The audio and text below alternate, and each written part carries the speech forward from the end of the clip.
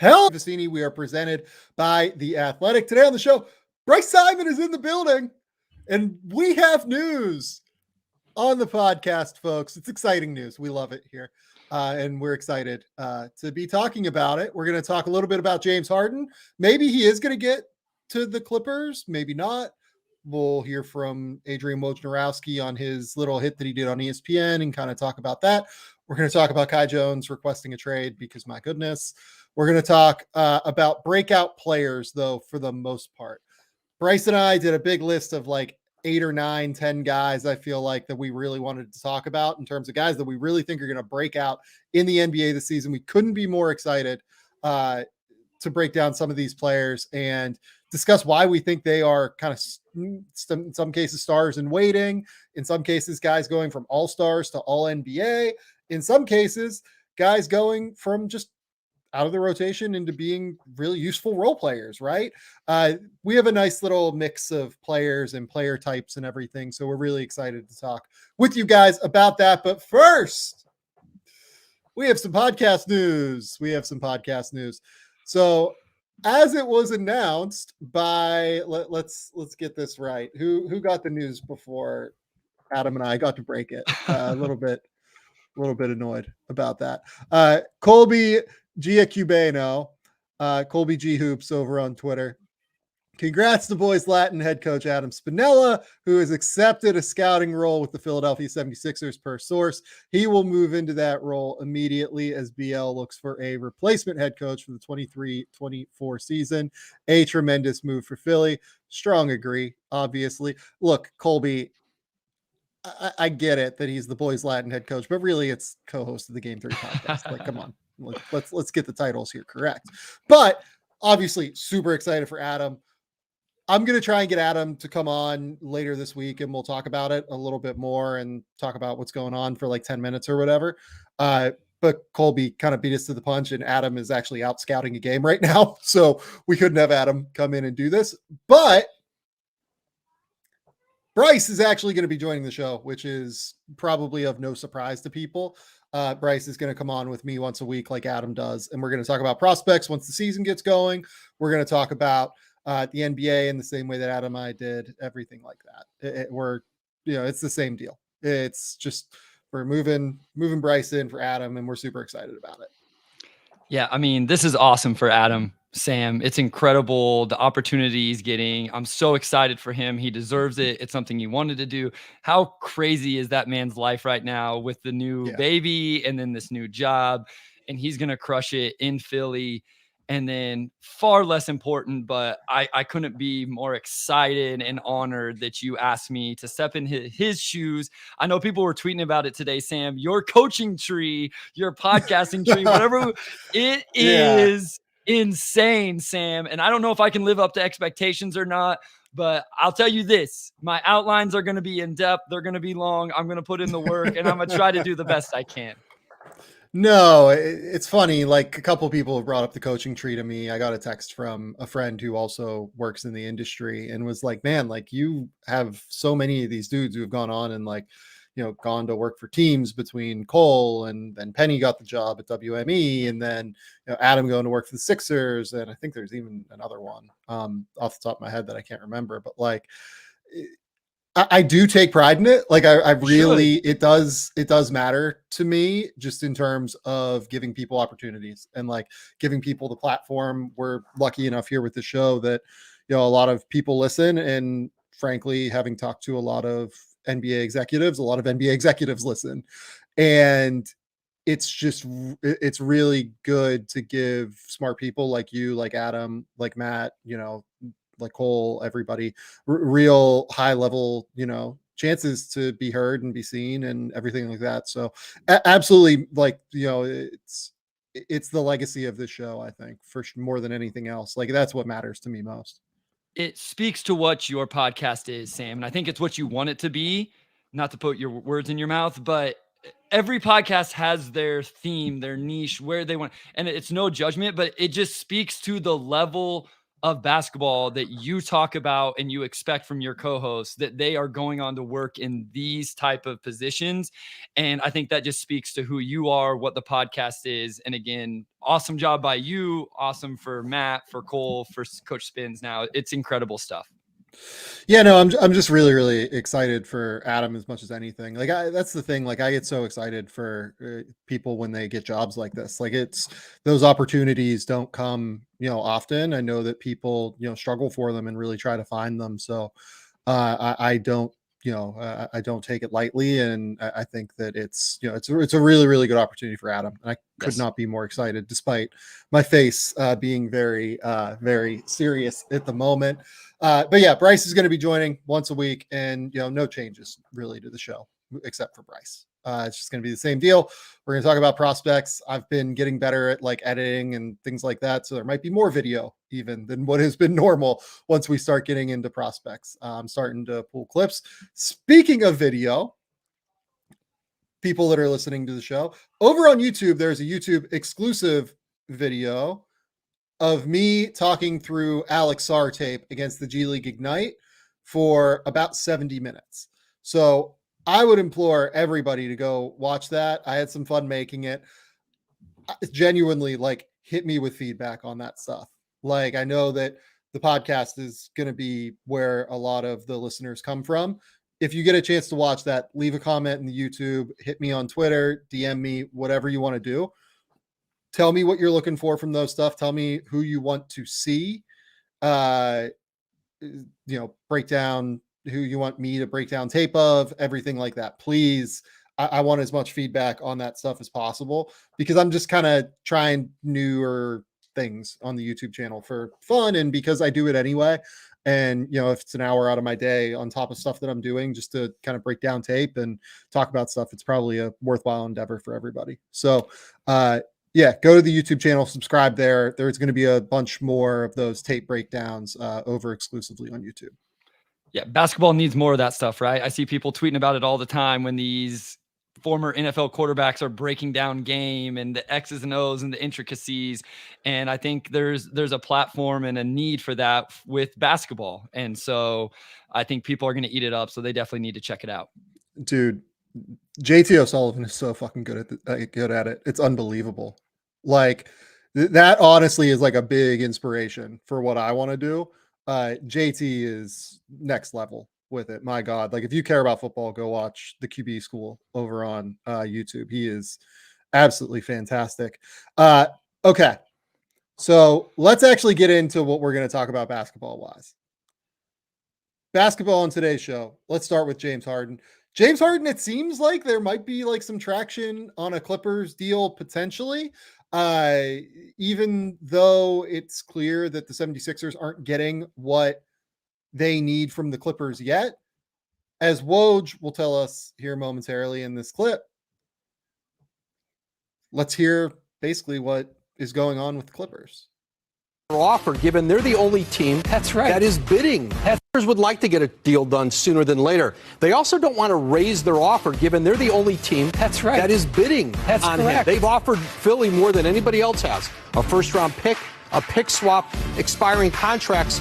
What the Clippers are trying to do right now are essentially saying to Daryl Morey, okay, you don't believe that our 2028 unprotected first has enough value. They're going around to other teams and seeing if that 28 pick and or a pick swap gets them maybe multiple picks. So if you're a team that is either the teams who are interested in this conversation, teams who have lots of picks, and say, okay, we'll give you 2 protected picks for that chance in 2028 where we think you might be really bad, right? You age out with these stars, you don't have young players. Where Daryl Morey's looking at the Clippers and saying, Steve Ballmer's never been under 500. They will figure out a way to have a competitive team. That may not be a great pick. And so I think for the Clippers right now, we're not trying to offer you more. We're not giving you that 2030 first-round pick. But let's see what we can turn that 2028 pick, see if we can flip it, and then see if there's something that more interests Daryl Morey. But that being said, there's no traction. They're not close to anything. So, as Woj says, like, they're not close to anything, but it feels like there's He says there's no traction there, but like when the Clippers are calling around and like trying to get something done, there are teams to do that with. Like the ones that stand out immediately, obviously, are Utah, Oklahoma City. Obviously, they just have an immense number of picks that, frankly, like they might not be able to use all of moving forward. So I don't know. And like if you're the Sixers, you probably want picks that transfer a little bit sooner as opposed to later, which in this case, that Clippers pick would be 2028, I believe, in terms of an unprotected pick. He also mentioned they're willing to offer a pick swap, which is interesting. But again, as Woj says in that clip, I don't know how valuable a pick swap with the Clippers is necessarily, just because the Clippers have been pretty good under Steve Ballmer's ownership because they pay and they spend and everything like that. So basically, though, Woj does lay out the bones of the offer here. It seems like the offer is Marcus Morris, one of Nick Batum or Robert Covington, maybe even both, honestly, I guess. It'd probably have to be both. So it'd probably be Morris, Batum, Covington for James Harden. And then they've added a first round pick and a pick swap in there. That's what makes the most sense based on what Woj said. And I don't know, that feels not disastrous, but I also understand why Philly doesn't want to do that. I mean, my thing is this really about the picks, or can Philly make this trade, Sam, and not go to bed every night freaking out that Joel Embiid is the next one to ask for a trade? Because where are you getting with those guys? And I think all three of them are expiring, if I'm not mistaken. And I realize they're setting up for free agency and to have this cap space next offseason. But you can't punt on a full season when you have Joel Embiid. And I realize Tyrese Maxey is there and he'll probably come in and fill a really big role. But I don't think the pick is what's holding it up here. It's, you got to get something that can help you win games this year, right? Don't you? If you're Philly, I feel like you do. So to me, what I hear when I hear that is that Daryl Morey doesn't really care about the actual like substance of the draft pick, right? Like he doesn't look, he might want to use like a couple of them, but like he doesn't want to like take that draft pick and like take it to the draft. I think he wants it like for the asset of having the Move draft on to pick. the next thing. Yeah. And the big thing worth noting with the 76ers is that if they play their cards right in terms of keeping cap space open this year and then maintaining the low cap hold on Tyrese Maxey by not extending him, which it seems like is going to be the play for them, they can have damn near max cap space to the point where they could maneuver and make it work by, maybe moving PJ Tucker in the offseason, something like that, maybe trying to, move PJ Tucker in this James Harden deal. If they could, I would imagine that wouldn't be a problem for them. And honestly, like if the Clippers really want Harden, they might be willing to take PJ Tucker back in this deal, especially given that if they're taking back expiring salary, or if they're trading expiring salaries out, those guys are Marcus Morris, Nick Batum, Robert Covington. They actually might be able to use PJ Tucker in terms of depth. So it could make a real tremendous amount of sense. Like if the Sixers really want to, and they're able to move Tucker, they have Joel Embiid's $51 million on the books next year. They could potentially only really have like the Tyrese Maxey cap hold on top of that, which the Maxey cap hold, I believe, would be right around 13 million. So you're talking about $64 million on their books, depending on what they want to do with Jaden Springer as well, because he has a club option that they're going to have to make a decision on here coming up. And then they also have the $7 million on Paul Reed that they can play with. And, that's a non-guaranteed deal. So it becomes guaranteed if they make a deep run, but they're probably not going to make a deep run without James Harden if they don't get anything back.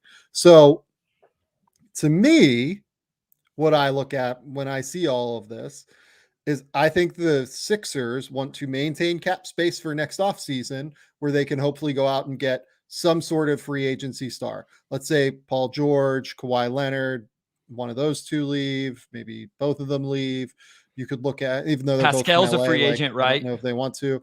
Pascal's a free agent. OG Anunoby can hit free agency. There are names that you can theoretically look at and see as really interesting fits with Tyrese Maxey and Joel Embiid.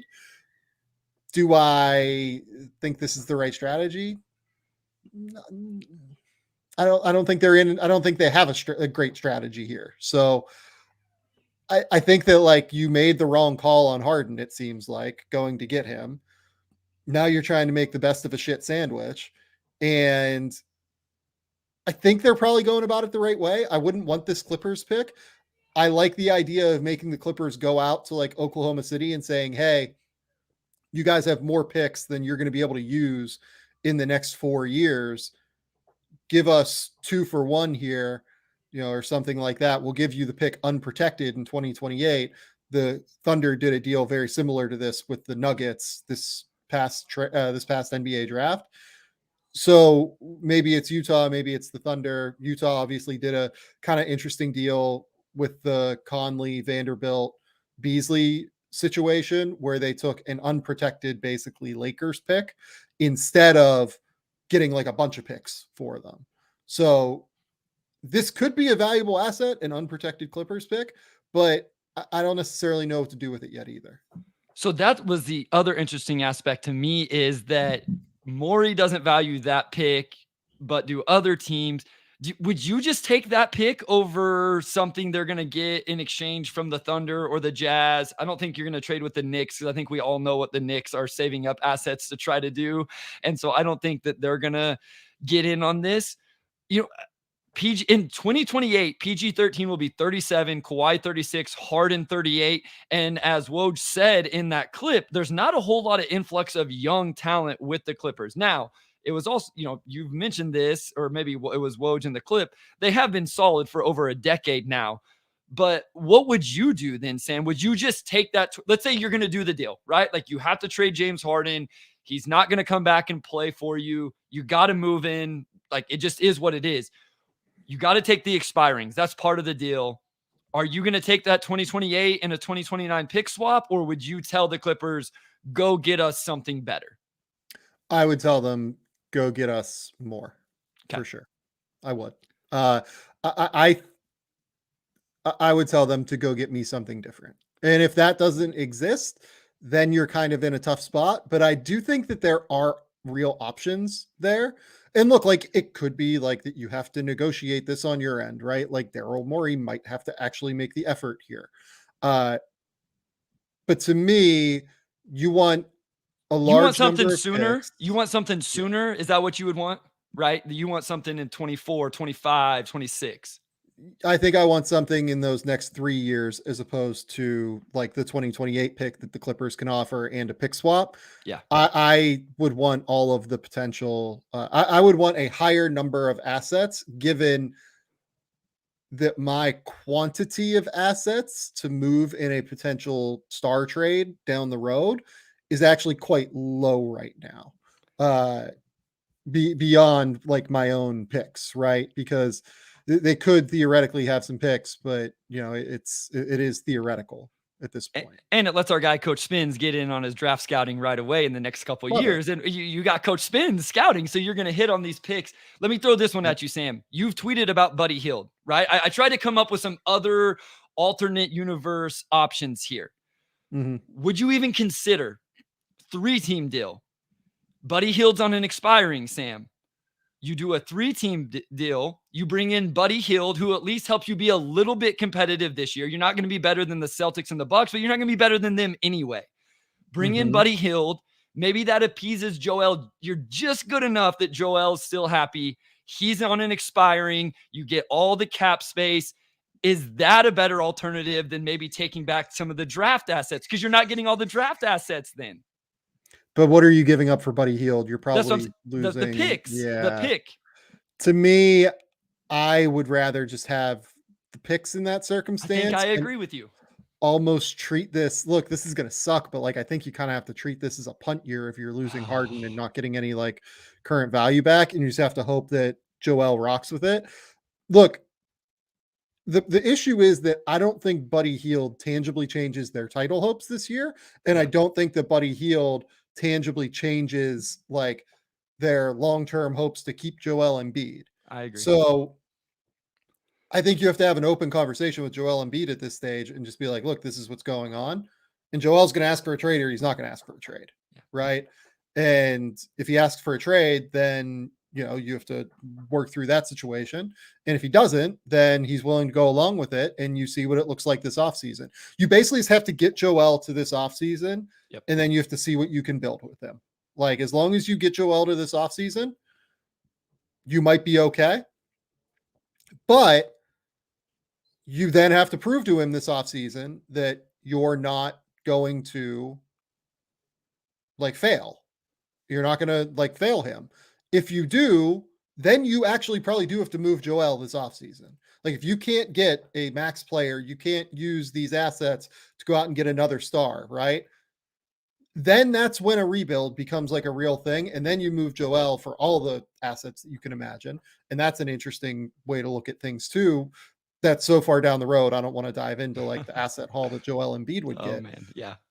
But that's where you're at. Like, I think you kind of have to treat this season not as a punt, because with Joel, you probably win 45 games, 42 games, something like that as it is, if you move Harden and don't get any current value back. But it's tricky. It's a really hard spot. And I guess that's where I asked you last that time I was on about, like, do the Bucks and Celtics making the moves they made kind of change the mindset of some teams? And if I'm the Sixers, I'm like, I'm not competing with those teams either way. I don't know if they're competing if James Harden stays with the Sixers. And so it's almost I don't like, think they are. yeah, so that's a tough conversation to have with Joel Embiid, right? That sucks. But it's also like, you're professionals. This is the game. This is what it is.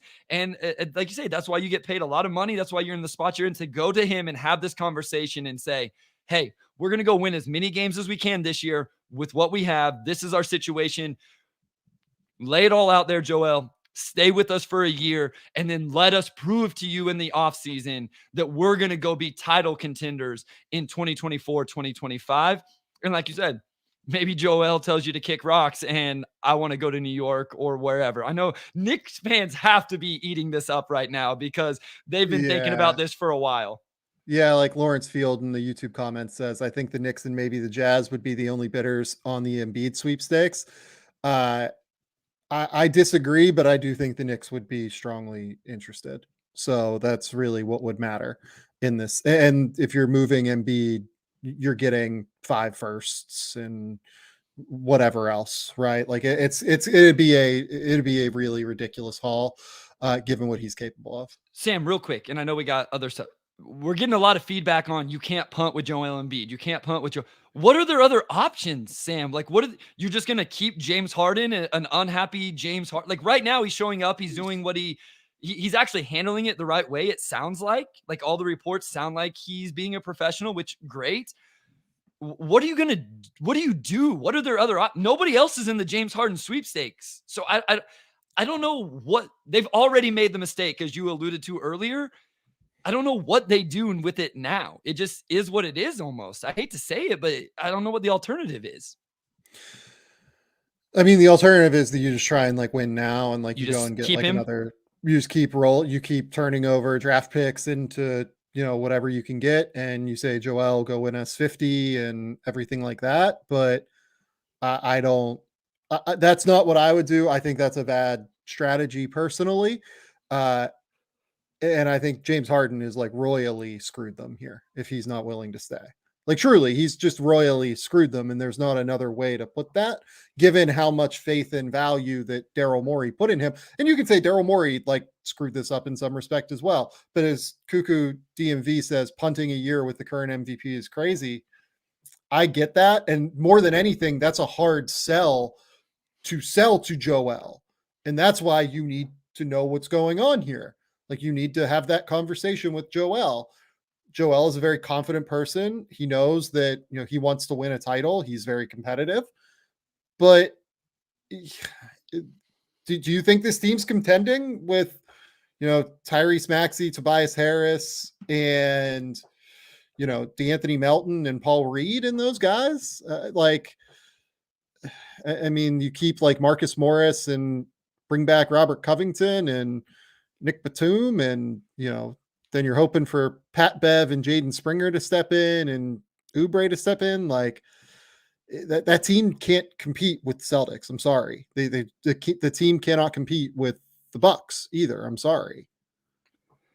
And Embiid still has a few more like prime years. I just looked it up. Embiid is 29. And so you still have a championship, elite MVP level window with him. But I understand what people are saying. It just sucks to think that you would lose a year of really competing when he's in his prime. I get it. I completely understand it. It sucks.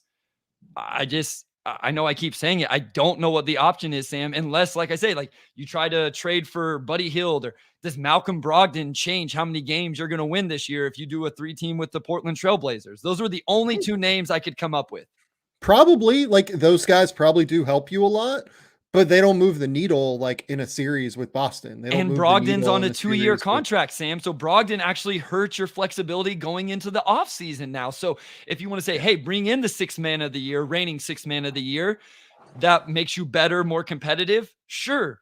But now where's the cap flexibility going into the summer? So they're in a rock and a hard place right now, like just right in between it. And I feel for 76ers fans because God, like, look, I think that there were mitigating factors in terms of why the process ended up, being cut short. And I think that Sam Hinkie would have done a drastically better job than the mix of the Colangelos, Brett Brown, Elton Brand, and now the unfortunately poor decision by Daryl Morey to go all in with James Harden. But I feel for 76ers fans. I do. Real quick, I don't feel like everybody talks about the other side of this. How good is the Harden PG-13 Kawhi team? Is that second best team in the West? I assume we're going to work under the Nuggets or the best. That depth did take a hit in Denver, as we'll talk about a little bit later whenever we get into some of these guys. We're going to break out guys we're going to talk about. But second best team in the West? They'd be in the conversation for sure. I think the Lakers are going to be awesome for reasons I'm sure we'll talk about later. Yep. Like it's just such a deep, it's such crazy. a deep group of teams. Like Phoenix is going to be good. Like Nurkic is going to help their offense for sure. I don't know how they're going to defend, but like that offense is going to be a monster. Like, I don't think the Timberwolves are in this conversation really to like be at the top of the league, but I think the Timberwolves are going to be good. Another guy we're going to talk about later. Yeah, the Timberwolves are interesting. That West is a bloodbath, man. It's a bloodbath. And then we haven't even mentioned like Dallas. Like Dallas might be like the 8th or 9th best team, and Oklahoma City might be like the 9th or 10th best team. That team is loaded. Like I love that group so much. I mean, look, like they have Tobias Harden and PJ Tucker's contracts to play with this season. They have several avenues to acquire a team that makes sense around Embiid and Maxey. Totally agree with that. It's just reducing their flexibility in the offseason to do it. So they have to make a calculated decision based on that open conversation that you have with Joel Embiid. Joel, are you going to ask? I mean, you can't do it like this, but like, Joel, are you going to ask out if we have to if we try and take it to the offseason to acquire talent when it's a little bit easier? It's hard to acquire stars in the season. Like, I know that Kevin Durant and Kyrie moved last year. That was kind of a weird extenuating circumstance. It's typically pretty hard for stars to move in that, like in the middle of the season. So we shall see. Okay. Let's take a quick commercial break, and then we're going to talk a little bit about Kai Jones before we jump into breakout players.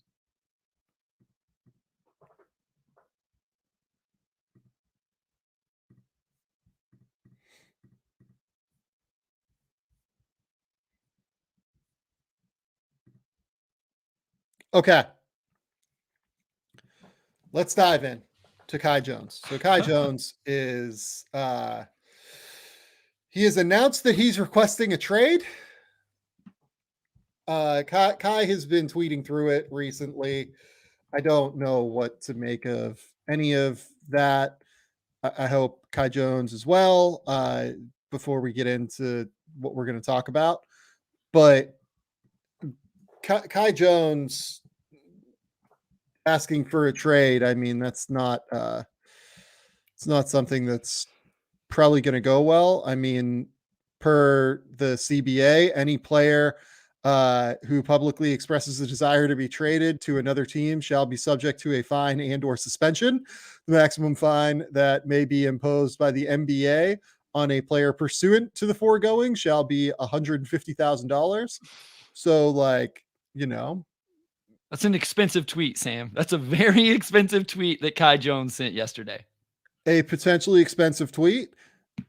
I hope Kai Jones as well. Agreed. Do you want to talk real quick about like the player Kai Jones? Because Kai Jones could not close games for the Charlotte Hornets at Summer League this year.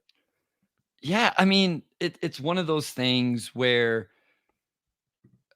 you got to perform on the court if you want to be a little bit of a headache. And to reiterate what you're saying, you just hope he's okay. Like you hope everything's good. If there's something going on, that he gets help if he needs it. I'm not saying that he does, but it's like, he was open. When's the last time we heard someone openly badmouth his teammates the way he was in terms of, I'm just flat out better than this guy, and I'm just flat out. There's just other nuanced ways to say these things, Sam. And so it is a little bit, it's not a little bit, it's sad because you hate to see people throw away an opportunity like this. And he hasn't performed well enough for teams to go, hey, we'll give him another chance, or, whatever. It's just, it stinks to see. It actually really does. He's one of the most impressive athletes I've ever evaluated. Absolutely. Point blank. He just hasn't learned how to defend and hasn't learned like how to play within the team concept in the way that you would hopefully like to see. Yeah, I imagine this probably ends with him just like getting cut in the preseason. We'll see whether or not that ends up being the case. Like, it's not like they have to necessarily, but just kind of looking through what they have on their roster right now, they have Nathan Mensah, they have RJ Hunter, they have Edmund Sumner, and they have Frank Ntilikina in camp. They have, let's see here, 1, 2, 3, 4, 5, 6, 7. So they have like 14 guys, it looks like. So they can just like keep them. Look, there's no way that they're going to pick up this $4.7 million player, like club option on Kai Jones this offseason. Like, I just can't imagine that will be forthcoming, and that's just going to kill his trade value. So you might as well just cut him now, I think. Truly, like, I think I would rather take a flyer on like both Ntilikina, Sumner, as opposed to like having to keep one of those guys at this point. Yeah, like I said, it stinks to see him kind of throw away an opportunity. And again, hopefully he figures out whatever he needs to figure out, whatever that is, off the court. And then that allows him to kind of get things back together and get a chance to prove himself on the court. Because you're right, special athlete is Kai Jones. Yeah, Nabil Mukhtar says, as a Hornets fan, I could not care less about Kai asking for a trade. He has always been a concept of a player, even going back to college. That is true. It was always theoretical with Kai as opposed to like proven production. That Hornets first round has to go down in history as a terrible one. Man, him and James Bouknight, like, I said that was Bouknight, right? Honestly, like, if I'm, I don't know if Mitch will do this necessarily because Mitch was the one that drafted him, but like there have, with new ownership coming in, there have been rumors about who is going to be the new general manager there. If I was ownership, I would probably just decline both of those club options and try to just move on from that disaster 2021 NBA draft. And by the way, the craziest thing, they gave up a first round pick for Kai Jones. Like, they traded back into the first to get Kai Jones. Just like, you don't have to do that. It's kind of the easiest way to say it, right? Like, they gave the Knicks a 2022 conditional first round pick. Like, I get that, I get that. I don't know if that conveyed, but like it's just crazy. The asset management was disastrous. Book night at 11. Duarte, Moody, Şengün, Trey Murphy in 6 of the picks after him. Kai Jones at 19. Trade back into 19 with the Knicks to draft Kai Jones. Yeah, that's as he said, that's not necessarily a great draft. Yeah, and I think I had Kai Jones like in the 20s somewhere. I'm not going to sit here and pretend like I thought that it wasn't a flyer worth taking, but you have to understand it was a flyer. Like he was not a good player like at that stage yet. Correct. It was still theoretical. He needed to figure out what he was. And it's like, I mean, given what we've seen again, like, do you know how hard it is to be a first round pick playing your 3rd summer league and to not be able to close summer league games? Like that's not a great look. It's not a great look. That's the best way to put it. It's not a great look. Okay. Let's move to breakout players. So Bryce and I always love talking about breakout players. We love talking about guys that we're just really excited to talk about. And this is like arguably the most fun podcast I do every year, for me at least, talking about guys that I think are going to like really just explode and break out in a real tangible way. The way that we do this is we try and get a mix of guys kind of across the board. Like Bryce picked a guy, as he mentioned earlier, that he thinks is going to go from like all-star to all NBA. I picked a lot of guys that are like going to go from, younger to, maybe just sub all-star level. I picked some guys that are going to go to like rotation guys. Like we're going to talk about a wide swath of players here. And just to be clear, there are going to be more breakout guys than what we talk about here, just because. So like, for instance, like Phoenix plays, he brings up, are you guys on the Scotty Barnes train? Scotty's going to have a good year. Like I'm in, like, I think Scotty, it seems like they're going to give him the keys a little bit more. They're going to let him rock.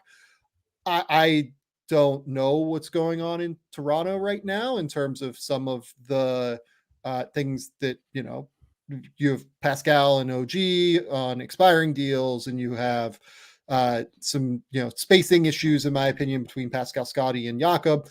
I love Scotty Barnes, the player. Like we just didn't pick him here.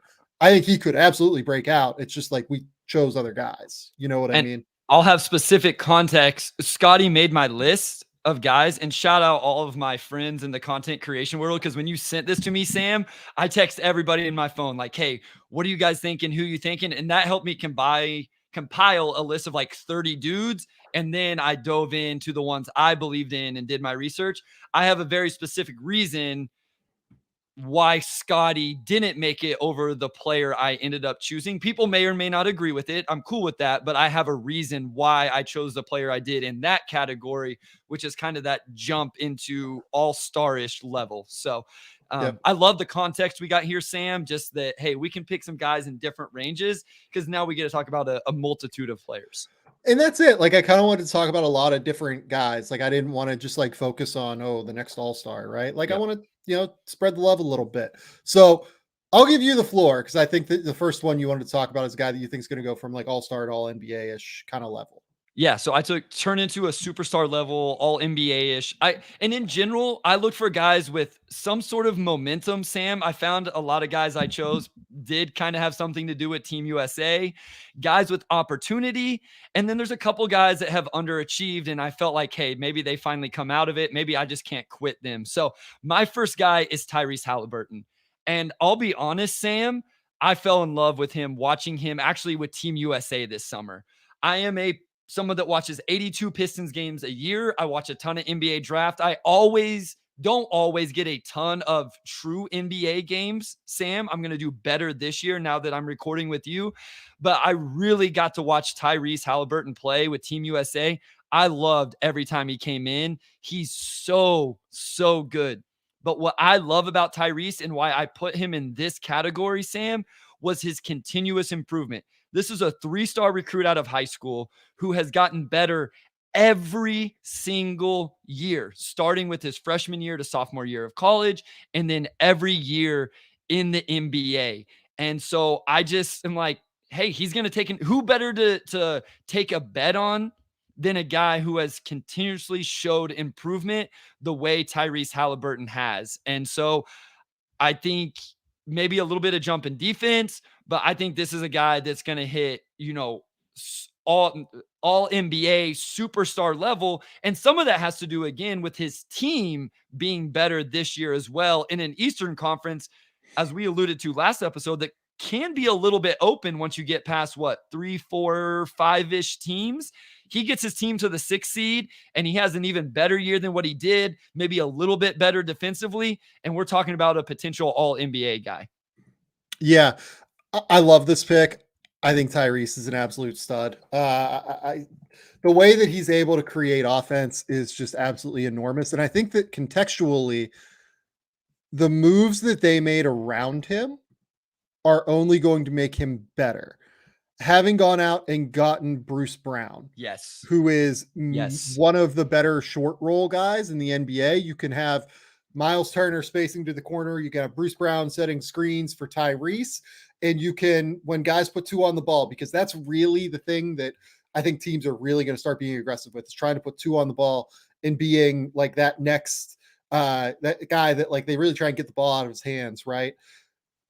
He's going to be able to hit that short roll to Bruce Brown, and Bruce Brown's going to be able to play make and be able to create. Like, it's just going to be so much harder, I think, for NBA teams to manage what Tyrese brings to the table from a processing and from a skill level perspective. Also, they went out and got defensive insulation for Tyrese, which is going to allow him, hopefully, to really focus even more on creating offense, getting out in transition. There are a few things I love more than watching Tyrese Haliburton lead the break and find these open trailers, open lob threats, open anything. He makes the right decision every goddamn time. And also, like, shout out Caitlin Cooper, proponents of the jump pass here. We love the jump pass here over at the Game Theory podcast. And look, like, Dirty Dancer brings up the idea, I think Tyrese already broke out. You're not wrong, but going from like going from like the 75th best player to the 25th best player, honestly, you see that more often than you do the 25th best player becoming like the 10th best player. Correct. Like, that's an even, in my opinion, and people might disagree with this, to me, that's an even bigger breakout to be calling out than, the traditional one. Like, I'm going to mention my guy next. Like, my guy is more in like the traditional route of, was probably like the 100th best player in the league. He'll become the 50th best player in the league, whatever. But like, I absolutely think that this is an enormous breakout calling Tyrese going from like 25th best player in the league to 10th best player in the league. Well, I kind of freaked out. Like, am I just crazy thinking he's going to overtake Luka or SGA or Steph or Mitchell or Fox or Lillard? Because those are the all NBA guys, Sam. He has to overtake one of those guys. And I'm like, am I just crazy even saying this? But I have players I really enjoy watching play, and those are the ones I like talking about, Sam. And so that's why I brought up Tyrese. I also, through all of these, and we don't have to do this with every guy that gets brought up, or at least mine, I went back and looked at some of his NBA draft stuff, what people were saying, and people were really calling out his off the dribble shooting. So he shot 6 total as a freshman. Then as a sophomore, he was 43% from 2, only 24% from 3. In the NBA, I won't give all the numbers, but essentially mid to upper 40s from 2 and almost 40% consistently off the dribble from 3, Sam. And he shot 300 off the dribble. This is all percentage last year. Talk about a guy who broke the narrative around his pre-draft. And it is, when you see him shoot, Sam, it looks funky. Whenever I was watching the 3-point competition last year, I was like, because I wasn't scouting this stuff back then. I've just gotten into the NBA draft stuff really hard the last couple of years. I was like, I can see why people were like, man, that's a funky looking shot, but the dude makes it. And so I'm betting on improvement. I'm betting on a guy with high feel and that the improvement's going to continue. Real quick, I'll throw this out, and it looks like maybe you have your scout there. I do worry about if they trade Buddy Hield, Sam. I worry a tad about the spacing around him, just a little bit, because Mathurin, even though I love Mathurin, he didn't shoot it well from three as the year went on. Let's laugh at me being stupid for a minute here. My scout from Tyrese Haliburton, who I loved, I had him, it looks like it's 7th on my board. Like I thought he was fantastic and was like a way underrated player. I had him ahead of like Pat Williams, Denny Avdia, like a bunch of the guys that went ahead of him. Not convinced Haliburton has enough ability to consistently separate his lead ball handler at the next level. Great footwork, changes pace well, but lacks the degree of burst and shake. Not wildly comfortable with his left hand. I think that's actually a real place of improvement for him. I think he has gotten way more comfortable with his left hand. Much better athlete if he receives the ball in advantage situations where he's either able to take advantage of defenders already on the move or he's already on the move himself. Great passer who sees everything but consistently leaves his feet prior to passing, which could lead to further turnovers in the NBA because you automatically put a clock on yourself. Tyrese Haliburton in the NBA averaged 2.5 turnovers. Didn't fucking matter. 1.5 attempts at the rim in the half court per game per synergy. Not a great rim pressure guy still. Like that is a real factor for him. And I think that's actually the place where if you're going to see him take that next level, he does need to put a little bit more pressure on the basket and get some slightly easier shots. Let's see here. Additionally, there is a concern about whether or not he'll be a threat off of pull-ups at the next level. While he has great touch and shot well from three, his mechanics aren't suited to him being a high volume pull up threat. It's tough for him to get shots off when he's taking them off the bounce. Not really a late shot clock threat.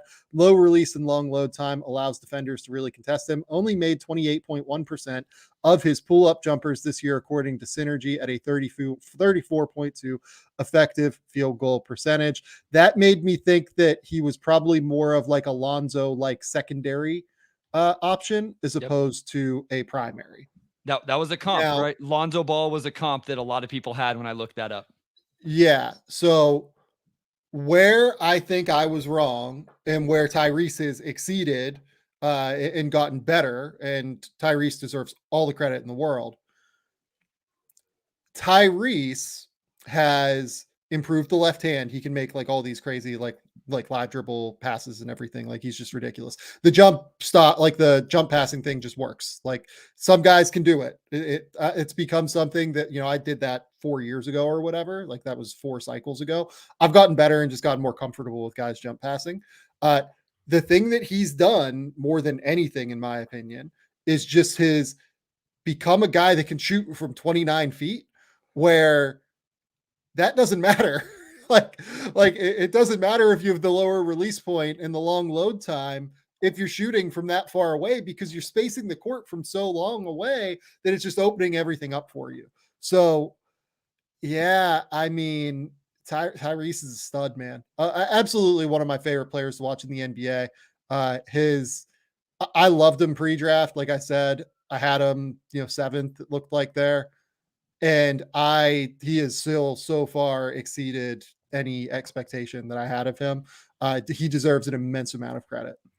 Yeah. Like I say, he was the one. The other guy I had in this category was Anthony Edwards. We don't have to get into that. That was just another name I had. I'll try to give the names just for some of these as we go through. But Tyrese was kind of an easy one for me just because, again, watching Team USA, I just loved when they went to the second unit and he came in, and I just feel like you could tell the kind of the pace and the flow of the game change. And there were other guys involved in that, Sam, but I did feel like he was kind of the one leading the charge with that flow. Okay. I will go next now. My first guy that I just want to talk about is, I think we're going to see another Jalen Williams leap this year from Oklahoma City. I think Jalen Williams is, for my money, I think still the most like underappreciated future all-star in the NBA. I honestly truly think I would take him over Chet Holmgren at this point. And I know that people are really excited about Chet. I think Jalen is that special. And look, they're not going to have to pick. They're going to be able to keep both of those guys long-term along with Shea. This is not like an important, comparison point. I think Chet's going to be unbelievable. I think Jalen is going to be a many-time all-star. And you just watch the way that he pressures the basket. Jalen Williams is a rookie last year, 14 points, 4.5 rebounds, 3.3 assists, 52, 35, 81. But when you start to look like later in his season, if you go to basically by the time February started, Bryce, do you know what Jalen Williams averaged in his final 26 games of the season? I don't. 18 Over 20? points, 18.6 points, 5.4 rebounds, 4.2 assists, 1.9 steals, only 1.8 turnovers, 54.6 field goal percentage, 44.3 3-point percentage, 89.4 free throw percentage. If you told me that Jalen Williams goes for like 25 and 5 this year, I'd be like a little bit surprised, but it wouldn't blow my mind. I think he is absolutely on the road to not just being a like good complementary player next to Shai Gilgeous-Alexander. I think he is on his way to being a genuine, like many time all-star. Every time I watch him, he gets better. He has the physical tools. He's 6'6" with a 7'2" wingspan. He has elite of the elite of the elite finishing ability around the basket for a guard. I know that Victor Wembanyama like caught him last night a little bit on the most insane recovery block I've ever seen in my entire life. But you watch him, Jalen caught him more often. And oh, by the way, Jalen Williams takes on tough defensive assignments for Oklahoma City as well. Like typically Lou takes the best like perimeter guard or anything like that. Jalen's the one that's taking the tough wings if he like if like they need somebody that's a little bit bigger and longer. And he does a pretty good job on them. He gets into passing lanes, he creates transition opportunities. You know, Rap Stallion asks, does he make an all-star game this year? I think year 3. I truly think that that's the road that Jalen Williams is on right now. He has every tool in his toolbox to be a many-time all-star.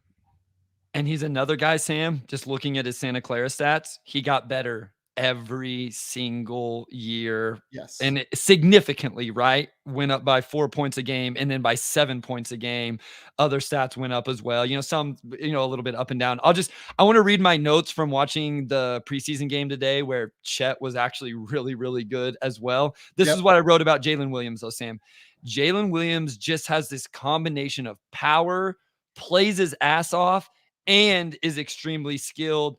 And he played a ton with the ball in his hands in this game and looked completely comfortable. I was so impressed. I'm glad you brought him up because I watched that game this afternoon, catching up on it. And I was just like, this kid is explosive. He's strong. But again, he has skill to go with it. And he plays really, really, really freaking hard. And so he's a really exciting young player. Every time I watch Jalen Williams, I just get Jimmy Butler vibes. Like every single time I watch him, that's who he reminds me of. Getting to the rim kind of at will when he was younger, ability to break down guys, the patience, the poise, the length, the strength, the physicality. Like that's just when I watch him, I'm just like, that's what this is. Like this is next generation, like Jimmy Butler to me. And I don't know if he'll have like the crazy fuck you mentality that Jimmy That's a Butler huge part have. of Jimmy Butler, right? That sometimes goes like forgotten, but yeah, from a like stylistic perspective, I think Jalen is truly special. Like he is a truly, truly special talent that still not enough people have recognized how special it is. Like Oklahoma City drilled this pick. Like the draft of him and Chet in the same draft is going to go down as like probably the one that look, I think they're going to win a title like within the next like 6 years or so. Like I think that's the one that's going to make it like beyond, you know, nailing Shea and Giddey and everything. Like that's the one. Yeah, I think sometimes because they have drafted really well, even if you go historically back to the KD, James Harden, whatever. It's like, oh, Jalen Williams is really good. And I think sometimes people just go, well, they just say that about every Thunder pick, right? Josh Giddey was a great, and these guys, you watch them play. Like I was impressed by Giddey today, Sam. Whenever I was watching, I thought Josh is really good. Really good. And really good. He's gonna get forgotten about because SGA is insane. And Chet was incredible. What I liked about, I don't usually like this about guys, Sam. I think sometimes mid-post game can be fool's gold, especially NBA draft prospects. I've actually told prospects this before, like, hey, I realize that mid-post game works in college. That's not something NBA teams are going to care about. Like, that's fine if it's to get a bucket to win a game, but don't think that NBA teams are going to care about that. With Giddey, Yep. I was watching it today, obviously in an NBA game. I loved it. I was like, Giddey driving into a mid-post up was really fun because he can score and he's got some of that craftiness, but then he can pass off it as well. So I know this is supposed to be Jalen Williams love. I like the other Jalen Williams today as well. I was like, man, this dude is so crafty with what he does. That Thunder team, as the closest team to me, second closest team to me where I live, it's really exciting. I'm going to have to find a way to get some more Thunder games this year. Yeah, the Thunder to me are just the way I would draft, like point blank. They draft super high feel IQ guys. They draft super length and strength guys, and they draft skill guys. Like, give me skill, give me processing, and give me like positional size, and I can go to battle with that. There's just not a weakness in what Jalen Williams' game is right now. Like, you could maybe argue pull-up shooting. He's a good enough shooter to where it's not a significant risk factor, but he is just so good, and he's going to get better. He gets better every single season. And the other piece of it is these guys that have these well-rounded games that can shoot, they tend to accelerate in terms of improvement level because they can develop counters off of the way that NBA level defenders have to play them. So when I watch Jalen Williams, I'm just like, this is going to be rapid level development. And he is going to be an absolute star. Like he has every single thing you could want. He can dribble, he can pass, he can shoot, he can defend. He finishes at an elite level. He plays with pace, he plays with patience. There's nothing rushed about his game. Smart off-ball defender because of the length, great on-ball defender. Like he is a extremely complete player for being a guy that's about to start his second season in the NBA. Yep. Nah, he's a blast. He's so much fun to watch, and I'm with you. I think he's going to be really, really good. And as the chat is kind of talking about, the toughest thing for him may be SGA, Chet, Giddey, all of this other talent. And until they start getting top three, not finishes, but they're in the top three in the standings, it's hard to get those multi all-star selections until you get to that point. And so to your point, it may be year 3 for him before he makes an all-star game, just because that might take until then where they're that high in the standings for people to put that many Oklahoma City Thunder in the game. Yeah. ESPN ranked did their thing today, and Jalen Williams was ranked 95th for them. I would have him like 50th, something like that. Like maybe, in that, I'd have him like right around 50th. So that was like 25 spots behind Chet, because the guy the only reason I know specifically where Chet was is because the guy I'm about to talk about was also in front of Chet, or was also behind Chet. And I found that to be interesting. So they had Let's Chet. Transition. Okay. Let's do it. Cade Cunningham. And I know, let's do it. I know, Sam, I get it. I've been prepared. I just want to say, non-Pistons people I asked this question to brought up Cade Cunningham as well. So I know I'm a homer. I get it. It's fine. I'll take all the smoke. To be clear, if you hadn't picked Cade, I would have picked Cade. Okay, so that makes me feel better. You're fine. So continue. My real quick one, he is the face of the franchise in Detroit. He is healthy now, and he is the unquestioned number 1 option dude in Detroit. And I just real quickly, I don't think you can say that about a lot of the other guys that were selected in his class, even if those guys have been better than him so far. Jalen Green at least has Fred VanVleet there now. Mobley is deferring to Mitchell and Garland. Scotty Barnes, we've talked about the Pascal Siakam, even OG.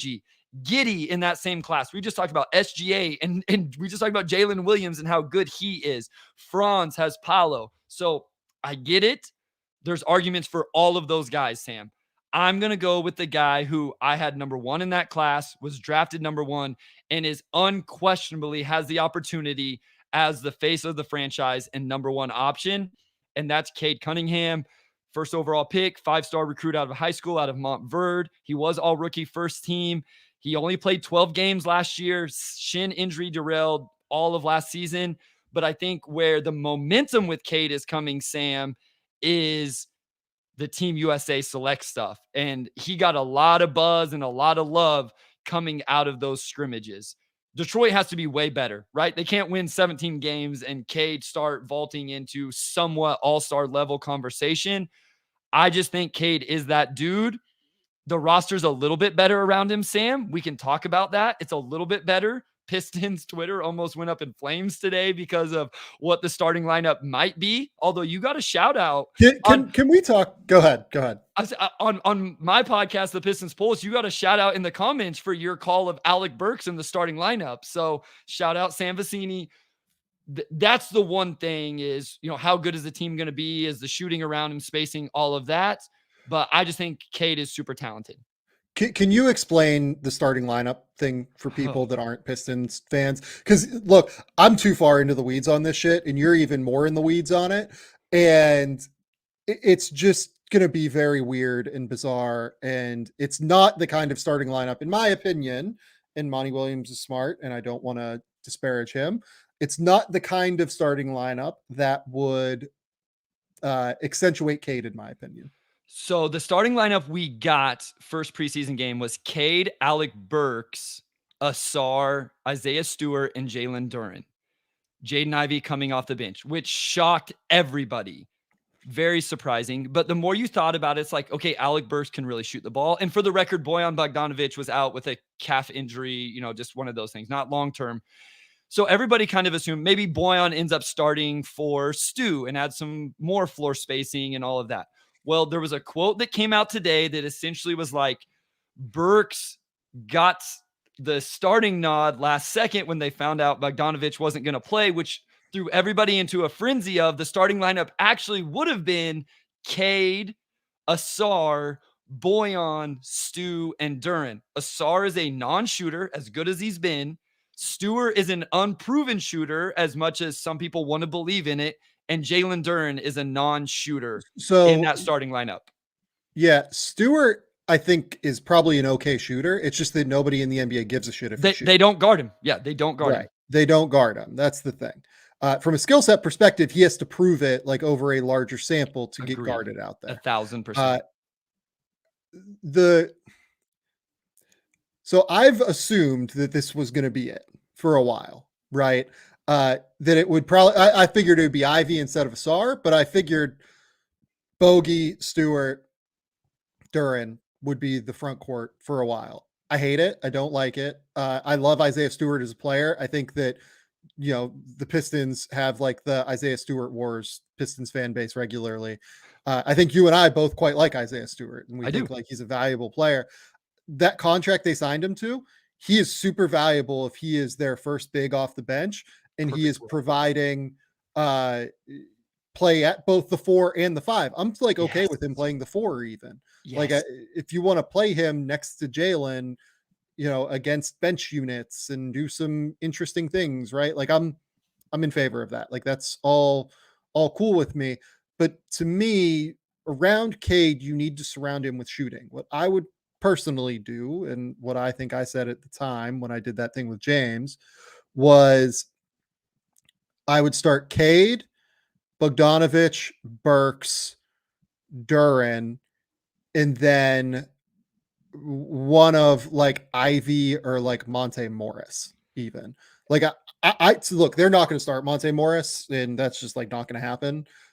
But like, in my opinion, having a second ball handler out there with Cade, who's like a good decision maker, can take pressure off of him, can allow him to move off the ball occasionally. That's the idea with Jaden. But like, I just think Monte is a little bit steadier of a hand. And honestly, I would want Jaden against bench units a little bit more often, just to allow him to develop at his own pace. So I get it. but I want the shooting around, and Monte's a better shooter than Jaden is at this point as well. Jaden shot okay off the catch last year. I think he was like 38%. I was gonna say that's one thing people need to know. Jaden was very good, not very good, Yeah. was solid as a true catch and shoot 3-point shooter last year, and then obviously has an insane first step to attack closeout. So I actually believe more in Jaden as an off the ball player than on the ball. I'm not saying he can't play on the ball, but I like him as an off the ball player. I take the whole way. But he was pretty decent on catch and shoots, where he's going to space the floor a little bit. If you went Cade, Jaden, Asar, Boyan, and then Duren, now you only have 2 non-shooters, and those 2 non-shooters, Sam, are really good passers that play into what Cade does really well. Asar can be the Bruce Brown for Cade Cunningham that you talked about for Tyrese Haliburton, where he short rolls and makes passes, lobs to Duren, that type of stuff. But so look, I think from a spacing perspective, this thing is going to be a mess early on. The other piece of this that is really important to talk about is Monty Williams as well. For as much as I think Monty Williams is a great coach to help some of these younger guys early on in their careers, like Cade, like Jaden, like Asar, etc. He has a proven track record from his time in Oklahoma City, from his time honestly, like he helped, those younger guys develop in New Orleans as well. But most importantly in Phoenix, like he did a great job helping them get better at basketball. I just think also that he has not kept up with the times in terms of like modern offensive basketball, as we see by the number of mid-range shots that like Devin Booker continued to take throughout his time in Phoenix. And I think that I worry about what the shot distribution looks like for this group. The problem is that like it's not worth thinking about this because like Monty's going to be there for at least 3 years, given the contract they gave him, right? If not more. Yeah. So you really just have to make this work around it. And to me, the best way to make it work with Monty is by making sure that Cade has the most space possible, because Monty is going to empower Cade to take those mid-range jumpers. And Cade likes to take those shots, and Cade's good at those shots, but you need to have the spacing to be able to do it. Okay, so I've had this debate today, Sam. Do you think Cade taking that many? I think he took probably 10 mid-range jumpers in the preseason game. He missed a ton of them short. He was 5 of 15. I counted 7 misses short, and then he made 1 or 2. Do you have an overwhelming issue with Cade taking that many mid-range? Because I personally think Cade is comfortable with that, and he likes to operate there. I think the 3-point shot is going to be better. I think the shin, whether he says it or not, I think that was a lot of the reason why his lift wasn't there the first couple of seasons in the NBA. And I think he's going to shoot better from 3. But I don't know that he's a huge pressure of the rim, get downhill. He has gotten stronger, but I haven't hated the amount of mid-range, but you don't want him forced to take mid-range just because the spacing is so bad. Do you know what would be cool in a way to help him create rim pressure? Spacing the floor around him. They have the guys. So I want to disagree. That's the thing. They do have the guys to do it. Monte Morris, Alec Burks, Boyan, Joe Harris. They have guys. They have acquired guys that can space the floor. So that's one thing that they have done. If I was Detroit, I would the way I would do my rotations, I would have Cade in for 4 minutes. With the starters or whatever, I'd probably pull them, and then I'd have Cade come in to run the second unit. I think is what I would do with all those veteran guys, with all of the shooters, and with all Monty, Burks, Boyan, and almost let Jaden cook with that almost younger starting lineup group. And here's the other thing: you do have a lot. Whatever you want to say, Jalen Duren's going to be a lob threat. Whatever you want to say about like Marvin Bagley and James Wiseman, I get it. But Bagley has had good chemistry with Cade being a lob threat. If nothing else, like we don't need to talk about the defense. Bagley has had good chemistry being a lob threat with Cade. So you can put one lob threat out there and then just put shooters around them. Yeah, no, I agree. Like this to me is the thing that worries me most about Cade. Like long term, it's not Cade. It's them doing the things to accentuate Cade and what he's capable of. You look at the way that Dallas has built around Luka. Dallas has built purely spacing around Luka. We can talk about like maybe Cade is not Luka in terms of talent. I think Cade's really fucking good, but I'm willing to, stipulate that. They're similar stylistically. Sure. And they're not going to like blow anybody off the ball. They're not just going to like, go crazy and attack like in, having an elite first step. They need the space. They need that ability to operate in that mid-range area and have shooters have to hug or have defenders have to hug to shooters. Like that's how you get the most out of them, in my opinion. So I just hope we still get that. And one final thing, because I know we got to move on to your next guy. One thing I love about Cade is the intangibles. It doesn't get talked about enough. I don't know that everybody else sees it. Those of us that watch Pistons 82 games and watch everything, the quotes, everything. This guy has been mature from day one in the NBA, and he is the unquestioned leader of this team at his age in year 3. And that's one thing I've always said that he's been tasked with that maybe not everybody in his draft class has been tasked with. He is literally the face of the franchise, and he is the face of the team. He is the leader of the team. And that's always really stood out to me with Cade. Okay, next up. Jaden McDaniels is going to be my next pick. Yes. Jaden McDaniels is going to make first team all defense this year. Yes, in my opinion. And let's focus on the defense first, and then we're going to go to the offense. I went back and watched Jaden's like defense, like clips, basically. He is insane on defense. He's so good. He is like bonkers good in terms of his ability to guard on the ball and his ability to guard away from the ball.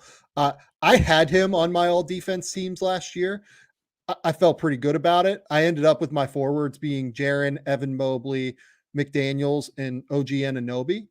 And I feel like people did not understand enough what Jaden McDaniels was able to do. He shadows wings. He's able to guard perimeter players at a super high level.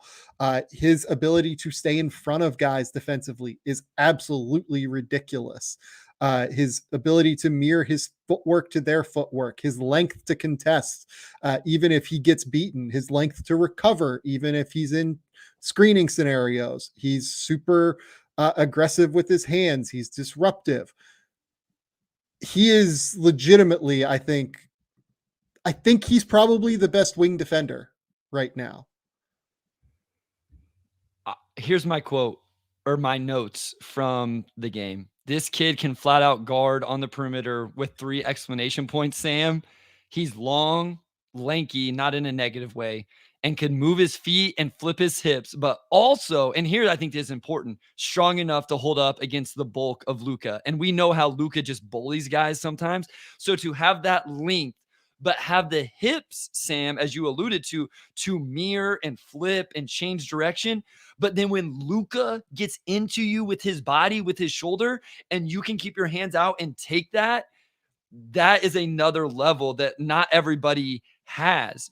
And he is able to do that. I think he's big time on the defensive end. I'm really, really interested again in the offensive conversation with him, because as we know, offense drives a lot of narratives at every level of basketball. Let's not play around. High school, shoot, my 3rd grade son is probably gonna, it's gonna drive his narrative as well. But what is it gonna be offensively for him? I'm really interested. So here's the thing. If you look at his last 21 games last year, it really started to come on. He averaged 15 points on 53% from the field, 45% from 3. He started to figure it out a little bit more. His issue is like they just have a lot of guys that dominate the ball, right? Yes. Like Anthony Edwards, Karl Towns, those guys are going to be the ones that get most of the ball. But he's a good enough 3-point shooter at this point. He hit 39.8% last season. That he can play on the court with those guys, where I think he has always been interesting, and I didn't really buy it coming out of college, but there is a lot there in terms of potential at least, is do you remember him in high school I at don't all? know. Like playing for No. Federal Way and like some of the, so like he was a shot creator. He was like a 6'10" shot creator in college or in high school. That's who he was. That's why he was a 5-star recruit. It's why he was like considered at one point. He was probably at one point like this number 2 player in that class, something like that.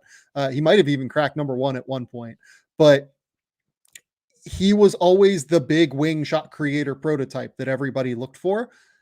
And I think you started to see more flashes of that last year, later in the season, with him being able to attack closeouts, get to a mid-range jumper, get all the way to the rim.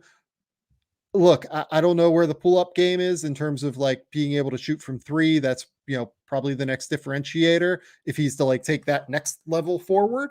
But what we've seen from Jaden McDaniels offensively in terms of his growth last season makes me think that like he might be a player that goes for like 15 points, 5 or 6 rebounds, 2 assists per game, shoots, 50, 40, 75 or something like that. And then is also all defense. And those guys are top, 50 players in the league, something like that, top 60 players in the league. Sam, why did he fall to the end of the first? So like that draft class, I was not involved with scouting anything at all. He, as you mentioned, former 5-star recruit, consensus top 20 guy. And as you mentioned, even higher at times. His college numbers weren't gross. I mean, he averaged 13 points. He only shot 41% from the field, 34% from 3, 76% from the free throw line, almost 6 rebounds, 2 assists. He did turn the ball over quite a bit. I'm assuming he was playing a lot of zone, so the defense wasn't able to really shine the way you would want. But why the end of the first round fall with Jaden McDaniels? Yeah, so Jaden was 2020, wasn't he? 2020, yep, 2020. Here, 2020 NBA draft guide. There were he had some like emotional outbursts on the court. Okay, that's what I thought. There was some of that stuff. Okay. And look, I was not like an enormous fan of him pre-draft. I had him at 30. He goes something like there, 28, right? 28. Let's see here. Weaknesses. Oh, chronic fouler, fouled out of 8 games and had 4 or more fouls in half of his games. Okay. Chase steals and blocks a lot. Got himself out of position on defense a lot. Wild with swats, wild, choices in recovery, tendency to get out of control on the ball. Here, I can share the screen while I'm going through this, and people can laugh at how bad I was at this in 2020 again. I enjoy that. Let's see here. Turnover rate was among the highest for any player, any perimeter player in the class. Not strong enough. I thought he was basically, this is kind of what it comes down to. I thought he was like a good creator for 6'10", but not an actual like skilled creator kind of thing. Yeah, that's what bothered me about him. And then defensively, he just wasn't as good as what he was, or what he is in the NBA. Like I noted in the strength section here, potential defensive versatility is high, uses his quick twitch, reactivity, and length really well off the ball to make things happen. Was a legitimate weak side rim protector this year, rotating across the paint. That has continued for what it's worth. Played a lot on the lower wing and up top in the 2-3 zone Washington runs. Had a great feel for when to adventure down toward the rim and go for a block.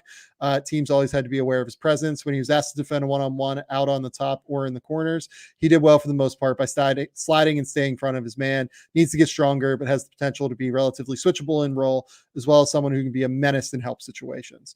So I liked him more in help defense than I did in on-ball defense, which makes sense because like he played in that goofy ass zone and we need to outlaw the zone. I was gonna say, is there anything worse than turning on a film and wanting to scout a player, especially defensively, and the team's playing zone? I've done it with high school kids, Sam. I just fast forward the defensive clips at a certain point. I'm like, It's so funny. You can get some stuff out of it, but eventually, I don't remember who it was last year. I was trying to scout, and their high school defense was just like, okay, I'm not getting anything out of this. I'm just going to scout him as an offensive player, and I'll wait till he plays some college minutes to figure out what he is on the defensive end.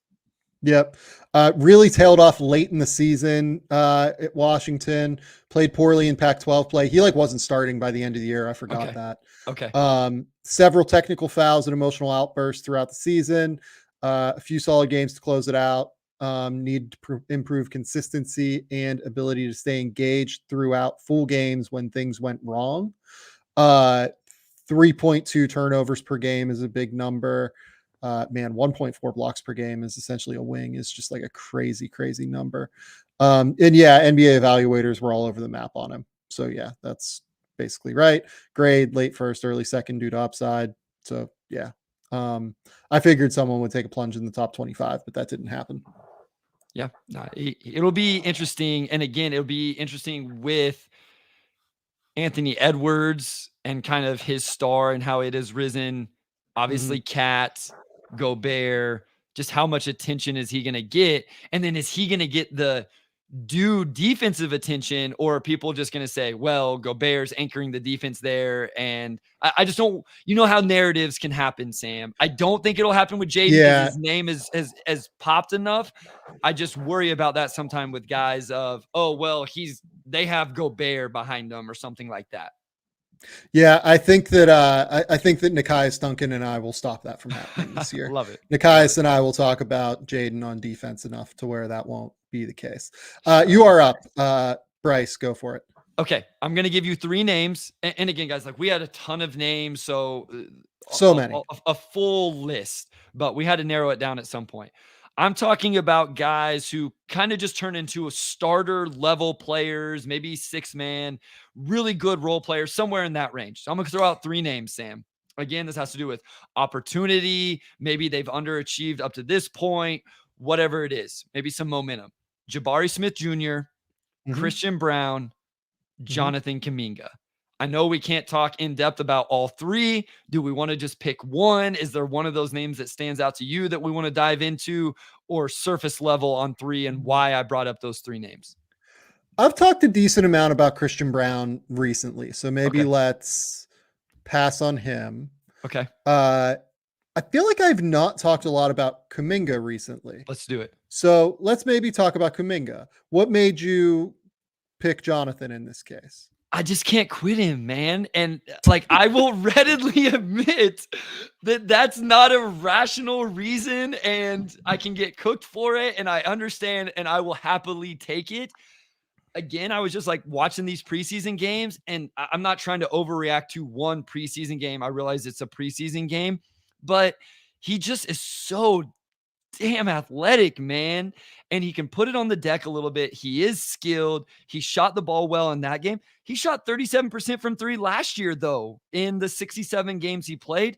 And the other thing is, I think he's going to have to, he has to play finally, right? Kerr has to let these guys play at some point. And I guess I just feel like this is the year where he finally turns these guys loose out of necessity, if nothing else. And so I'm just going to go with Kuminga here, and that he's really going to turn into, I guess, the player that a lot of us have always thought he could be. I thought the flashes late in the regular season last year were really strong. Yep. I thought that they did some intriguing things, like playing him as a small ball center at times. They let him kind of get out in space and really attack in transition and kind of use the athletic tools that are just so readily apparent and absurd, right? Where I'm a little bit worried, and I think I wrote about this recently, maybe. I can't remember if I wrote about it or talked about it. It all blends together. But how do they get him on the court in the playoffs is kind of my question. Sure. Because you have Draymond Green, you have Kevon Looney. You have Kevon Looney, you have Gary Payton II, who is ahead of him in the rotation. And Saric. Yeah, and then you have Dario as well. It's just from a spacing perspective, you have these 4 non-shooters realistically. And I think Kuminga is the 4th guy among those 4 non-shooters, at least in the minds of the coaching staff at this point. So I wonder, like, that's why Moses Moody play ahead of him. Like, Moses Moody was worse than Kuminga late in the season last year. But from a lineup construction perspective in a playoff game, it's really hard to get Kuminga on the court when you're going to play Draymond Looney and Gary Payton II. So I just don't, I don't know. I just wonder if and when I say 82 game player, I mean just like a guy that's kind of more of a regular season player. Teams like the Warriors need players like that, Sam. They're older. They're going to get tired. They're going to not take nights off because the NBA fixed this a little bit, but they're going to need a guy like Kuminga to come in and just do crazy athletic stuff to get energy going, get some offensive rebounds. If he can shoot the ball pretty well, that's going to obviously make it easier. I just think he can fit into that role. And then if he can only play against certain matchups in the playoffs, so be it. But that still would be a breakout into the category we're discussing right now, into not a starter level, but has a role on a really good team that's beyond what we've seen from him thus far. I think he can fill that kind of role that a team like the Warriors needs. Yeah, no, I dig that. And I think that's a really, really, it's a good call. And like, honestly, and I this is what I mentioned realistically, I think I would trade him if I was Golden State, just because I think it's hard to envision roster and lineup constructions that like work for him. Maybe I'm not being creative enough from a spacing perspective, and with their motion offense, they can try and make it work. But if I was them, I would try to move him just in terms of getting the asset value that he is interesting. Like, people have real interest in him around the league. Like, he's so young, like he's so gifted and physically capable. It's just, from a skill perspective, I just don't know what it looks like yet, I guess. No, and he's shown enough where I think teams would be interested. Can I give you the draft scout comps real quick? Yeah, let's do it. Sean Marion with Bulk, a bunch of Luol Dings, and here was the interesting one. There were Jalen Brown comps. Yeah, no, that was popular back then for sure. Yeah.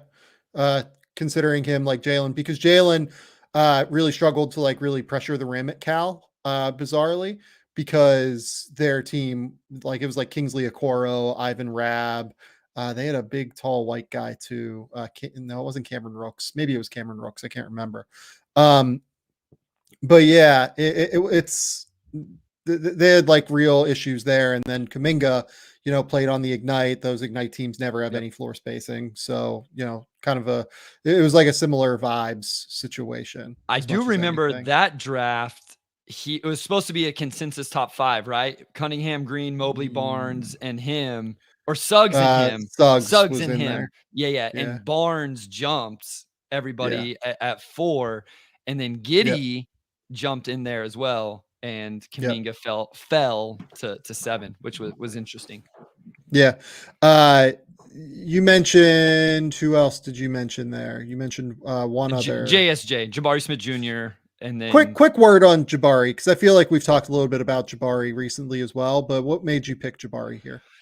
He's another guy. I was a huge fan of his coming out of college. I had him number 2 behind Paolo. I did have Paolo number 1 in that class. I think that was the first class I really scouted.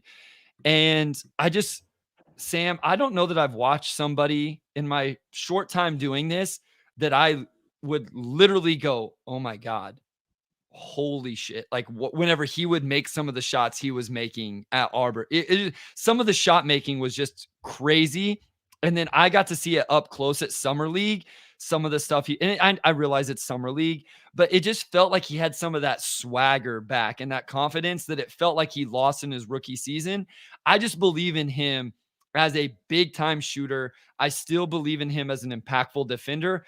I just wonder if he's a guy with a better team around him as well, more talented team around him, some more creators around him, if he just makes a really nice jump into year 2. I think you've said that he was probably the most impressive player you saw at Summer League, along with his teammate Tari Eason. And so I think I think we're going to see closer to the player we thought we were going to see as a rookie. I agree. Also, in the time that we've been recording, how long do you think it took Dillon Brooks to get ejected from his Shut first up. Rockets He game? did not. He did not get ejected in a preseason game. He's doing it on purpose. Like you know what? For what it's worth, I want to be clear.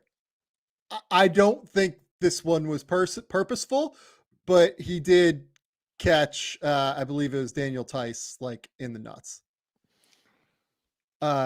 If you find the clip, I don't think I think he was trying to get around a screen and like the left hand got a little bit loose, but like 5 minutes into a preseason game, come on, Dillon. Minutes into it. Oh, I'm sorry. I have volume on my phone as I'm trying to pull up this clip. He's just playing into the narrative. Sometimes, you know what, Sam? Sometimes I just appreciate people who say, this is who everybody thinks I am. This is the narrative around me. That's just who I'm going to be. I'm just going to do that. So why not? Oh my God. You're going to watch this and you're going to think like, I don't know what you're going to think, to be honest. I think maybe he did, but I thought that it was like he was trying to get around a screen and the left arm just got a little loose. But I really did consider Tari Eason as well. Like I very strongly thought about Tari. Tari is somebody that is going to just earn minutes by playing hard and being so aggressive. And like, again, the reason I didn't love the Dillon Brooks contract is because I think there's a non-zero chance Tari Eason is just like better than Dillon Brooks this year. So yeah, like I think that Tari is a great name to have here as well. I misevaluated Tari coming out because I thought he was one of those risk takers defensively that just jumped every passing lane and was a little bit overzealous. And I wasn't able to like kind of fish out, that translating better than what it has so far. Do you know what the cool thing is? If you're Tari Eason and you are 6'9" with a 7'2" wingspan and an elite athlete and you're stronger than everybody, and you play harder than everybody, it doesn't matter. It doesn't matter. Like, you can recover and it's okay. It just truly does not matter. Yeah, yep. Tari, I love Tari. I love watching him play. Love the aggressiveness. That was a guy I was high on pre-draft. I had him, I think, at 12 or something like that on my board. Just play so hard. Like guys with those physical tools, like they just don't fail really. Like if you're that big, that long, play with that hard of a motor, and you're that athletic, it's so hard to fail. Yeah, no, I'm learning lessons every single year with this stuff, and that was definitely one of them. Okay, the last guy I want to talk about is Tyrese Maxey, and we'll talk maybe about a couple others here momentarily too, but like Maxey was the last big one that I felt like was necessary to talk about because the role that is coming for him is going to be enormous. He averaged 20 last year. He shot 48% from the field, 43% from three. There's a real case Tyrese Maxey broke out last year. I get it. I think he might average 25 this year. And that jump from going from being like a 20-point scorer now to 25 per point scorer, that's the big jump now. Like it used to be, if you're a 20-point per game scorer, like you are a dude in the NBA, but because space like is all improved. The fact that you can go to 25 now, that's the level you want to get to be like an elite scorer. I think Maxey is his speed, his touch, like the ability to knock down pull-ups, the ability to knock down floaters, like on the run, high speed. He does everything at speed, doesn't turn the ball over. He's aggressive. Like all of this just makes me think he's going to be a 25-point per game scorer like this year. Yeah, this is the ultimate really talented player gets a really big opportunity and just takes it and runs with it. And if they ship James Harden out for, like we've talked about earlier in the episode, not bringing anybody back that's going to take any of that usage, quite honestly, Maxey's going to get all of that usage, Sam. And based off his numbers, his improvements, his game, he's going to be ready to take it. And yeah, the numbers are impressive in terms of assist to turnover ratio. The 3-point percentage is absolutely insane. And at the end of the day, you're still playing off one of the best players in the NBA in Joel Embiid. And so there's a world there that a situation he's working in that he could really flourish and really blow up even more than what he has. Yep. No, I agree. Maxey, I think, is going to be awesome. And like having that guy that can hopefully step in and replace James Harden, the thing for him now is going to be, can he step into more on ball, like ball screens? And, once the defense really pressures him, where he's not the third option anymore, he's the primary perimeter option and he's the second option. Like, how does that adjustment come?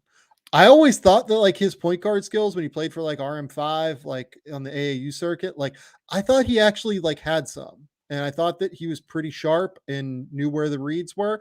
Definitely always more scoring based, but I always thought that he was pretty solid with those. So he might be able to take like a real leap in terms of his passing and playmaking this year after averaging 3.5 assists per game last year. So if he's up around like 6 assists per game, 24 points a game, like that's going to be in the all-star conversation, I would venture. Yeah, those will be the interesting numbers, right? Can you increase the assist numbers while keeping a really solid ratio with the assist to turnovers? Because like, you're right. All of a sudden you're the number one perimeter player on a scouting report and a scheme, a lot of times going into a six, how are we going to defend the Harden and Embiid pick and roll or isolations or whatever? Now they're going to load up to stop Maxey in the best way possible. And so it'll be interesting, not doubting him, but that would be what he would have to overcome. Is with this higher usage also comes a whole lot more attention in those type of situations to create for others without turning the ball over. Yep. Last final thoughts here. Any names you want to just toss out? Because you have like 40 in this document. I have a lot of names in that document. We won't even say them all. Austin Reaves, man. Like we can't, I don't think we've talked about Austin Reaves since I've joined the podcast. And I just want to talk about Austin Reaves. He fits a lot of these: opportunity, he does. Momentum. Sam, does anybody have more momentum than Austin Reaves right now in the NBA? Here's what I want to say. I feel like a little bit Austin has become a little bit like a novelty, because he's the white guy on the Lakers and he was undrafted and he's from Arkansas and he's this, super nice from the country, blah, blah. Is the Hillbilly Bogey Twitter or a TikTok account. Right. You know what I mean? I think what's going to happen this year is people are going to find out, like, they're going to love Austin Reaves because Austin Reaves can really freaking play. That's what's going to happen. It's not just, this super nice final 10 games of the season, 18.6 assists on 57, 49, 90.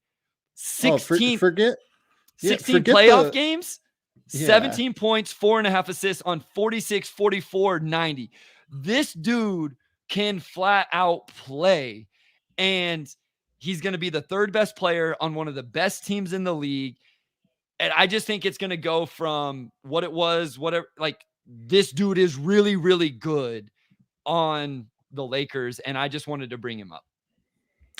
I think he goes for like 18, 5-5 this year and is just like a monster for the Lakers. Like, look, they have enough dudes. Like, they have, Rui will score 10 and, AD and LeBron will score 25 to 30 each. And like, Gabe Vincent's going to be in there. D'Angelo is still there, obviously. Like, they have dudes that are just going to take up some usage. They're probably going to stop him from getting to, 26-5 or something like that. Right.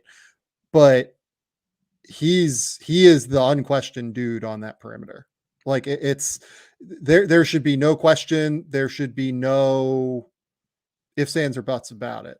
Like, he is going to be, like, if he makes an all-star game at some point, I don't think he'll do it this year because I don't think the Lakers will get more than 2. And I don't think that he'll pass AD or LeBron, but like, I think he has a good shot to make an all-star game at some point. Okay. So that's what I was going to ask Sam, and NBA Rigged asked this as well. Is he unquestioned the third best player on the Lakers? And if he is, can the third best player on the Lakers, if let's say they're the 1 seed at the All-Star break, I think the third best player on the Lakers could make an All-Star game.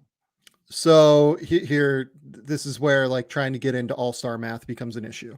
Do you think he makes it over Steph, Shea, Anthony Edwards, Jamal Murray?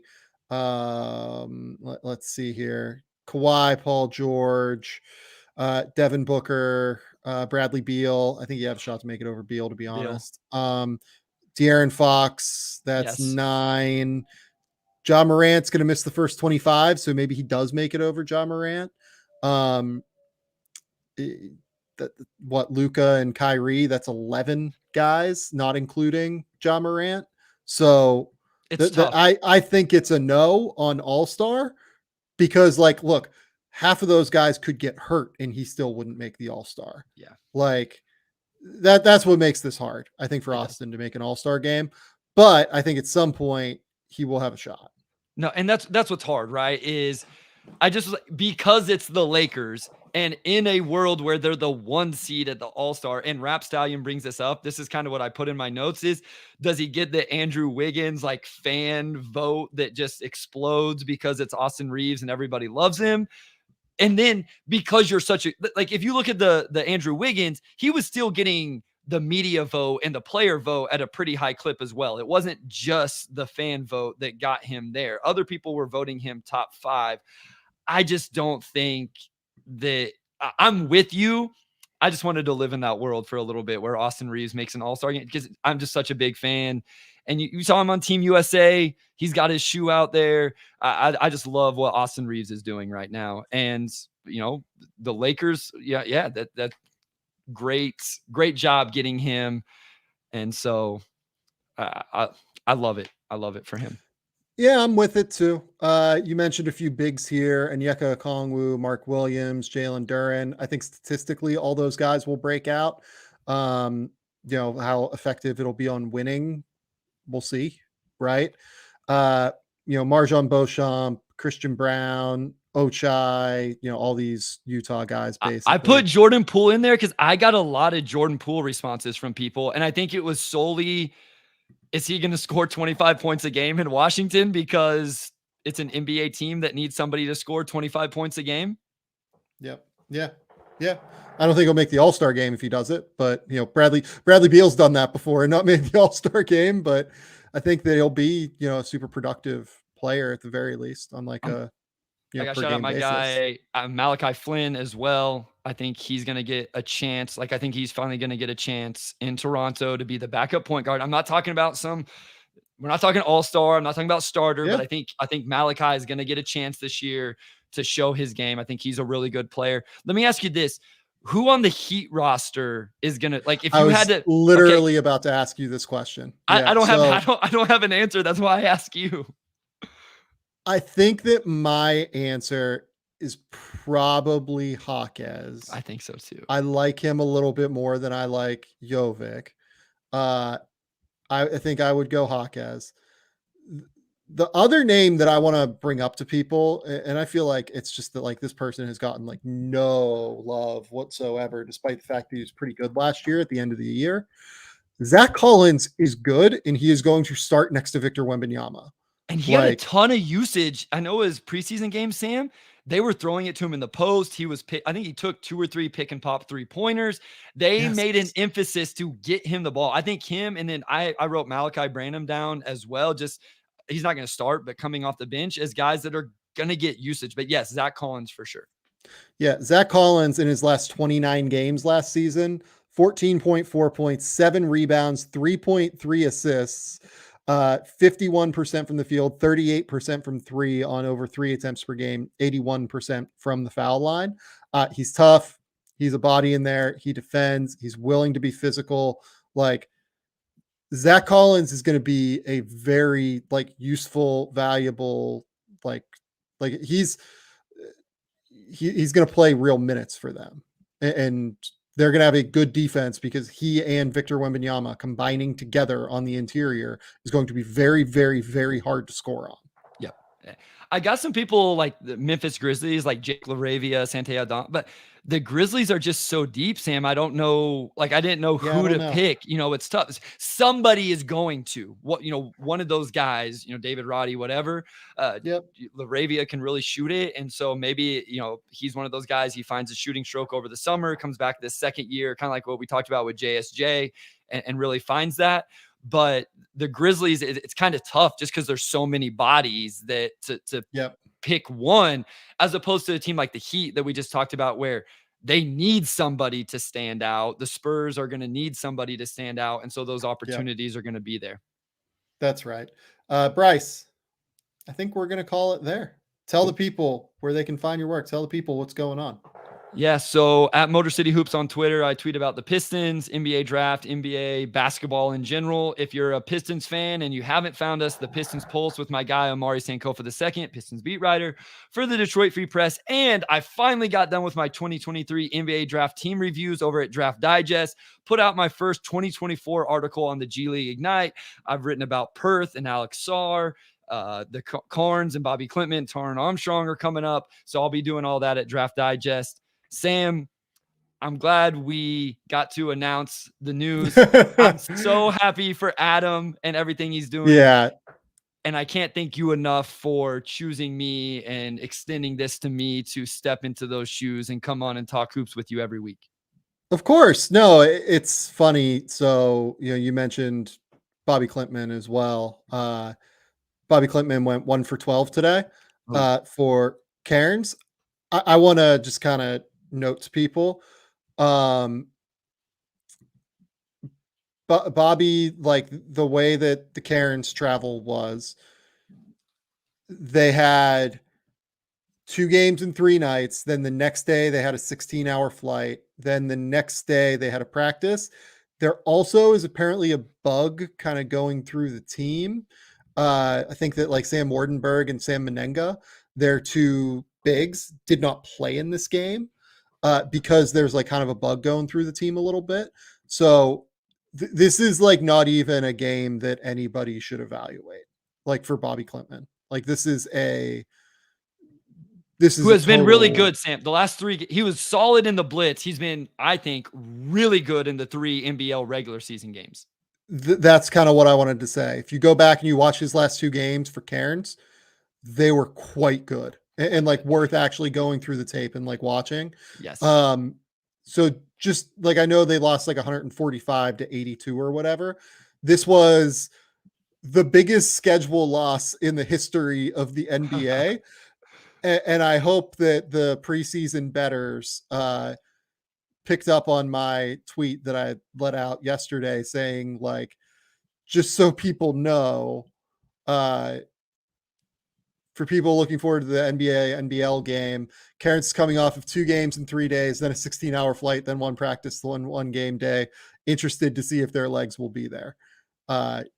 Seems clear that it wasn't there. Of course, Bryce, I'm excited to have you on the show. It's going to be great. What else? What else do I have to plug? Did the big Alex R deep dive breakdown over on the YouTube channel. Go to the YouTube channel, subscribe to the YouTube channel, do everything you can there to support that. Maybe I will do Bobby Klintman. I kind of mentioned at the end of that I would do Bobby Klintman next. Maybe I will do those 2 games that Bobby played this past weekend and do like a tape breakdown maybe tomorrow. I might try and do that. And just kind of run through some of the things that we see with Bobby that are interesting. What else do I got? I've got another podcast later this week. So go listen to the podcast. It might have Adam, it might not. I might try and do like a bit of an extensions look for some of these 2020 guys and try and look at what's coming down the pike. And it'll generally be like a 2020 NBA draft overview of how that has worked out at this point.